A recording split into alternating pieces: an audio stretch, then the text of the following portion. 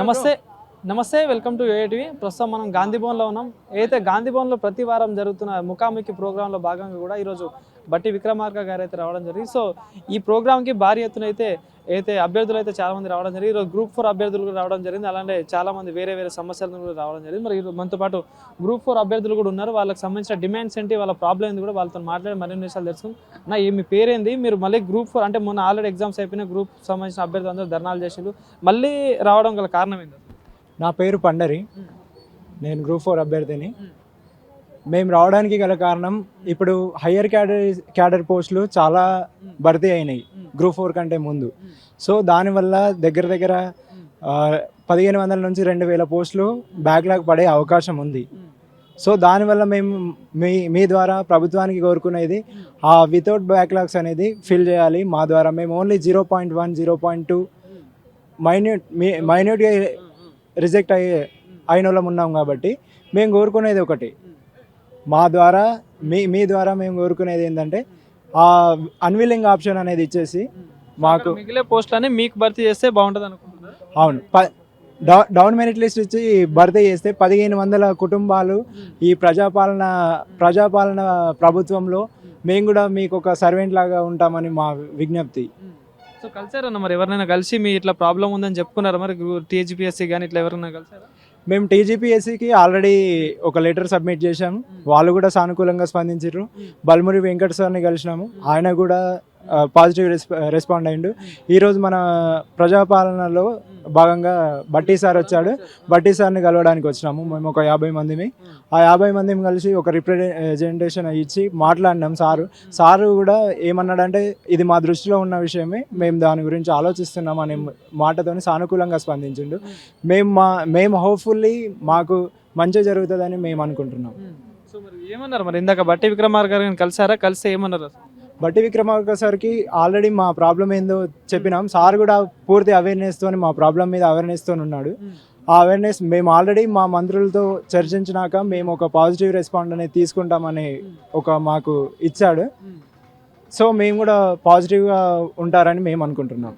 చెప్పండి, మీరేం చెప్తారు? మరి మీకు ఏదైతే బ్యాక్లాగ్ పోస్టులు ఉన్నాయని కూడా మీకు భర్తీ చేసి మీకు నియామకం కల్పించాలని చెప్పేసి కోరుతా ఉన్నారు కదా, సో ఏం చెప్తారు ప్రభుత్వానికి? అన్న, ప్రభుత్వం ఇప్పుడు మామూలుగా ఈ గ్రూప్ 4 నోటిఫికేషన్ అనేది 8000 వేకెన్సీస్ తోటి రిక్రూట్మెంట్ జరిగిందన్న.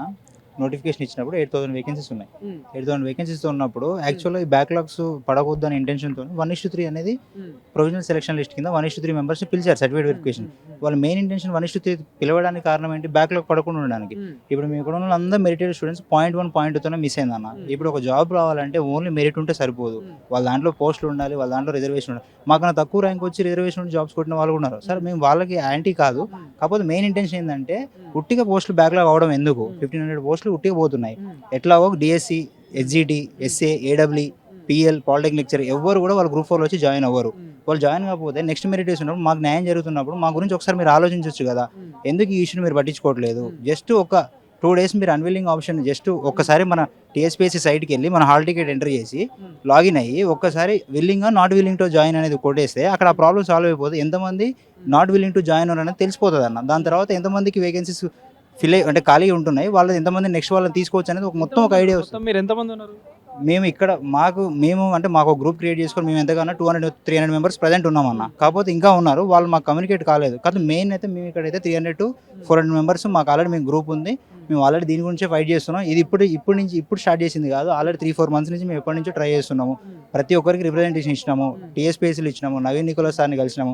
నవీన్ నికోలస్ సార్ చాలా పాజిటివ్గా స్పందించి మేము వెళ్ళినప్పుడు ఏమన్నారంటే, మేము ఇవ్వడానికి మాకు ఎలాంటి ప్రాబ్లం లేదు, టీఎస్పీఎస్సీ నుంచి మేము అన్విల్లింగ్ చేయడానికి మాకు ప్రాబ్లం లేదు, కాకపోతే మా గవర్నమెంట్ నుంచి ఒక ఫార్మల్ జీవో కానీ ఏదన్నా ఒక చిన్న రిప్రజెంటేషన్ వస్తే మేము కంపల్సరీ ప్రొసీడ్ అవుతామన్నారు. ఆ తర్వాత మేము ఆ సార్ ఏదైతే చెప్పాడో ఆ పాయింట్ పట్టుకొని మేము ప్రతి ఒక్కరికి మేము బట్టి సార్ని కలిసాము, సీతక్క గారిని కలిసినాము, బల్మూరి వెంకట సార్ని కలిసినాము, తీన్మర్ మల్లన్న గారిని కలిసినాము. ప్రతి ఒక్కరికి రిప్రజెంటేషన్ ఇచ్చుకుంటూనే వచ్చినాం అన్న. ప్రతి ఒక్కరు కూడా సానుకూలంగానే స్పందించారు. ఈ ఇష్యూ గురించి మాట్లాడతాం, ముందుకు తీసుకెళ్తాం అన్నారు తప్ప మాకు ఇంతవరకు ఎలాంటి యాక్షన్ జరగలేదు, ఎలాంటి రెస్పాన్స్ రాలేదు. దాని గురించి ప్రజాపాలన అందిస్తున్నామని చెప్తున్నారు, నమ్మకం ఉందా? మరి ఇప్పుడు ఇంత చేస్తున్నారు కదా, అందరినీ కలిసారు, మరి మీకు న్యాయం జరుగుతుందని నమ్మకం ఉందా? న్యాయం జరుగుతుందని అనుకుంటున్నాం అన్న, ఇప్పటికి హోప్ మీదనే ఉన్నాము. ఈ ప్రజాపాలన అనేది హిట్ అవ్వాలి అంటే మా దృష్టిలో మేము we are okay with this government అని తెలియాలంటే వాళ్ళు మాకు కంపల్సరీ అన్విల్లింగ్ ఇస్తేనే మేము నెక్స్ట్ అయినా ఎప్పటికైనా సపోర్ట్ చేస్తామని. మీకు కూడా తెలుసు, మీరు చూసుంటారు ఒక గవర్నమెంట్ రావడానికి మేము ఎంత కష్టపడి నిరుద్యోగులము ప్రతి బార్డర్ ఆఫ్ ది స్టేట్కి వెళ్ళి ఎక్కడ పడితే అక్కడ మేము కొట్లాడి చేసి ఓట్లు వేయించి గెలిపించినాం అన్న. ఈ రోజు మాకు న్యాయం జరగకపోతే ఎవరికి ఉంటుంది నమ్మకం, ఎవరికి జరుగుతుందని హోప్ ఉంటుంది. ఇప్పటికి మాకైతే యాంటీగా ఏం లేదన్న, గవర్నమెంట్ మాకు పాజిటివ్గానే ఉంది. ఈ యాక్షన్ కొంచెం ముందు తీసుకెళ్ళి సార్ వాళ్ళు అనుకుంటే, గవర్నమెంట్ అనుకుంటే ఇది పెద్ద ప్రాబ్లం అయితే కాదన్న. అన్విలింగ్ చేయడం అనేది పెద్ద ప్రాబ్లం కాదు. జస్ట్ డౌన్ మెరిట్ వాళ్ళతో ఇవ్వడము, డౌన్ మెరిట్ వాళ్ళతో ఫిల్ చేస్తే 1500 మెంబర్స్ వరకు జాబ్స్ హ్యాపీగా వాళ్ళు కూడా హ్యాపీ అవుతారు, గవర్నమెంట్ కూడా. Thank you. ఇవాళ గ్రూప్ 4 రిజల్ట్స్ రావడం జరిగింది. దానికి మేము చాలా సంతోషిస్తున్నాము. చాలా ఫాస్ట్గా రావడం జరిగింది. సో ఇక్కడ మేము ఈరోజు గాంధీ భవన్కి రావడానికి కారణం ఏంటంటే, మేమంతా బార్డర్లో 0.1, 0.2, 0.3 మార్క్స్తో బార్డర్లో జాబ్ లాస్ అవ్వడం జరిగింది. సో మేము ఇప్పుడేం అడుగుతున్నామంటే గవర్నమెంట్ని, ఆల్రెడీ హై క్యాడర్ జాబ్స్ వచ్చిన వాళ్ళు, లేకుంటే 2-3 ఉద్యోగాలు వచ్చిన వాళ్ళు, డిఎస్సి కావచ్చు, ఏడబ్ల్యూ కావచ్చు, ఏఈ కావచ్చు, ఇలాంటి జాబ్స్ వచ్చిన వాళ్ళు గ్రూప్ 4 ఉద్యోగానికి రావడానికి అంత ఆసక్తి చూపించట్లేదు. ఆల్మోస్ట్ 8,000 జాబ్స్లో మా అంచనా ప్రకారం 1000 నుంచి 1,500, ఇది అధికారిక లెక్కలు కాదు, మా అంచనా ప్రకారం 1000 నుంచి 1,500 ఉంటాయి బ్యాక్లాగ్స్ అని చెప్పి మేము అంచనా వేస్తున్నాం. ఇప్పుడు రివైజ్డ్ ప్రొవిజనల్ లిస్ట్ మేము అడుగుతున్నాం. రివైజ్డ్ ప్రొవిజనల్ లిస్ట్ ఇవ్వడం వల్ల ఏమవుతుందంటే, ఆల్రెడీ సెలెక్ట్ అయిన అభ్యర్థులు ఉన్నారా, ఆ అభ్యర్థుల యొక్క డిపార్ట్మెంట్లు చేంజ్ అవుతాయి. కింది పోస్ట్ వచ్చిన కింది డిపార్ట్మెంట్లో సెలెక్ట్ అయిన వ్యక్తి మంచి డిపార్ట్మెంట్లో సెలెక్ట్ అవుతాడు. అలాగే జాబ్ 0.1, 0.2 తోటి లాస్ అయిన అభ్యర్థి ఏదో ఒక ఉద్యోగం రావడం జరుగుతుంది. దీనికోసం ఆల్రెడీ 2 కేసులు ఉన్నాయి. ఆ 2 కేసులు సుప్రీంకోర్టు చెప్పడం జరిగింది. అది ఒకటి Munjya Praveen versus state of Telangana, ఇంకోటి నెరిమెట్ల వంశీ వర్సెస్ టిఎస్ఎల్పిఆర్. ఈ 2 కేసుల్లో కూడా సుప్రీంకోర్టు తీర్పిచ్చిన ప్రకారం డౌన్ మెరిట్ లిస్ట్ ఆపరేట్ చేయండి. మల్టిపుల్ జాబ్స్ వచ్చిన వారు కానీ, అలాగే వేరే డిపార్ట్మెంట్లో జాబ్స్ వచ్చిన వాళ్ళు కానీ బ్యాక్లాగ్ లేకుండా నింపడానికి డౌన్ మెరిట్ లిస్ట్ కానీ రివైజ్డ్ ప్రొవిజనల్ సెలక్షన్ లిస్ట్ ఇవ్వడం ద్వారా బ్యాక్లాగ్ లేకుండా అరికట్టవచ్చు అని చెప్పి ఈ 2 కేసులు చెప్తున్నాయి. సో ఇదే విషయాన్ని మేము టీఎస్పీఎస్సీ దగ్గరికి తీసుకెళ్లి చెప్పడం జరిగింది, వివరించడం జరిగింది. ఈ విషయాన్నే పలువురు మంత్రులకు చెప్పాము. గాంధీ భవన్ లో పలువురు ముఖ్య నేతల్ని కలిసాము. బట్టి విక్రమార్క సార్ గారు కూడా కలిసాము. వారందరూ న్యాయం చేకూరుస్తానని చెప్పారు. ఈ విషయం గురించే ఈ రోజు రావడం.